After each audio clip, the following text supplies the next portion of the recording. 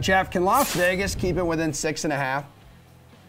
Well, I mean, again, I alluded to this off the start. This is the line that stuck out to me the most. Now, at the same time, like, I do think the Bengals win this game, and I'm not sure if the Raiders can keep this close. Look what the Raiders needed to do just to win that game in overtime last week. They needed to jump out to a 10-0 lead, and they couldn't shut the door on a young quarterback like Justin Herbert. Are they going to jump out to a 10-0 lead on the road again?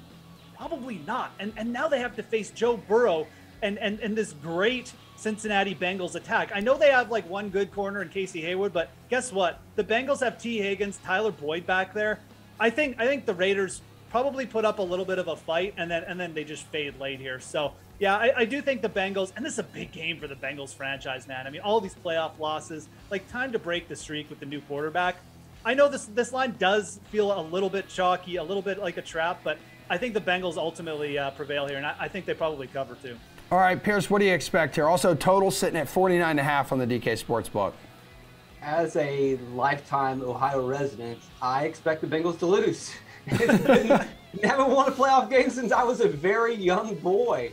And I know Jeff's like, well, they got the new quarterback. Well, they said the same thing with Carson Palmer, and they said the same thing with Andy Dalton. It never worked out for them. Now, on paper, they should win, but on paper, they should have won every one of those playoff games that they lost. I think that they can win this one. If there's ever been, this is their best shot they've had in the last 30 years. They should win, but I don't expect them to cover this spread. And Jules, running back Joe Mixon may hold the key to victory in this one. So we got to see what happens with him coming out of COVID-19 protocol. Mixon against a poor Raiders run defense, and the only difference with Pearce, and I completely understand why he's so negative here when the same thing happens over and over for 30 years. Why would you think any differently? But like Burrow and Chase are the best that they have had, Cincinnati. So if there's a time, it's now, and they're at home. Like Jeff said, the number's a little weird. Like, I thought this would be more like the 4.5 that we see in New England. Buffalo would feel like the right number, but that doesn't change my mind that I also think the Bengals are going to win. So if I think they're going to win, is the 4.5 or 6.5 going to make a difference? Maybe, but there's no real key numbers in there other than 6. That's why I just think they're the perfect teaser piece, I guess, in this spot. But again, I can't get a Raiders game right for my life. This Raiders season, they start the season 3-0. They end the season 4-0. Sandwiched in between, they go 3-7. They're a bad team, 3-7.